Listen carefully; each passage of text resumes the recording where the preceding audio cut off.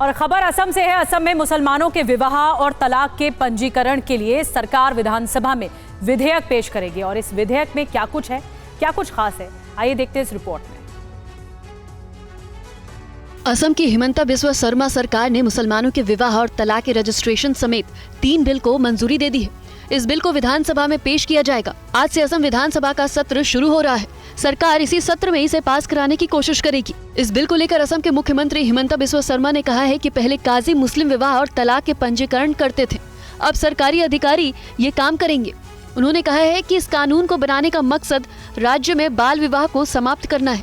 उन्होंने कहा कि असम मुस्लिम विवाह और तलाक रजिस्ट्रेशन अधिनियम 1935 को निरस्त कर दिया जाएगा और इसकी जगह अधिनियम 2024 लागू किया जाएगा। शर्मा ने यह भी दावा किया है कि पहले काजियों द्वारा नाबालिगों की शादियों का भी पंजीकरण किया जाता था, लेकिन प्रस्तावित विधेयक ऐसे किसी भी कदम पर रोक लगाएगा। अब नाबालिगों की शादी का रजिस्ट्रेशन बिल्कुल नहीं होगा। उन्होंने कहा है कि हम बाल विवाह की कुप्रथा को खत्म करना चाहते हैं।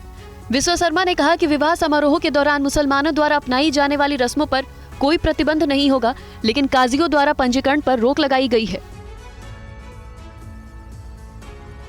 वक्फ विधेयक संबंधी संसदीय समिति की आज पहली बैठक होने जा रही है। ये बैठक सुबह 11 बजे होगी।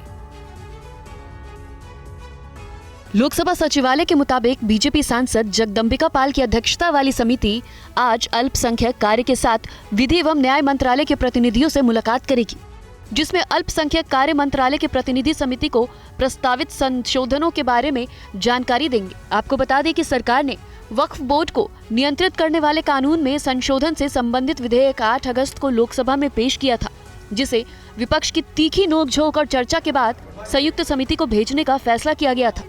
केंद्र सरकार का कहना है कि इस विधेयक को लाने का मकसद वक्फ संपत्तियों की पंजीकरण प्रक्रिया में सुधार लाना है। इस संशोधन का उद्देश्य वक्फ निकायों में मुस्लिम महिलाओं और गैर मुसलमानों के प्रतिनिधित्व को सुनिश्चित करना भी है। विधेयक में बोर्ड की शक्तियों से जुड़े मौजूदा कानून की धारा 40 को हटाने का प्रावधान है कि कोई संपत्ति वक्फ संपत्ति है या नहीं। बहरहाल जेपीसी में लोकसभा से 21 और राज्यसभा से 10 सदस्य शामिल हैं, जो संसद के अगले सत्र के पहले हफ्ते में विधेयक पर अपनी रिपोर्ट देंगे। और खबर मध्य प्रदेश से है। एमपी के छतरपुर की सिटी कोतवाली में पथराव की घटना सामने आई है। पत्थरबाजी के आरोप में कई लोगों को इस मामले में गिरफ्तार किया गया। भीड़ पत्थर फेंक रही है, निशाने पर पुलिस वाले हैं। पथराव की यह घटना छतरपुर के सिटी कोतवाली की है, जहां पुलिस वालों पर जैसे पत्थरों की बरसात ही कर दी गई। पुलिस को भागकर अपनी जान बचाने की नौबत आ गई। पुलिस के मुताबिक करीब 50-60 लोगों ने कोतवाली पर पथराव किया, जिसकी वजह से कई पुलिस वाले जख्मी हो गए हैं। पुलिस के मुताबिक 1-2 नहीं बल्कि करीब 10 मिनट तक पुलिस पर पथराव होता रहा। टीआई जो अरविंद कुजूर हैं, उनके सिर पर और हाथ में गंभीर चोट आई है। उनको हॉस्पिटलाइज किया है और उनकी स्थिति ठीक है।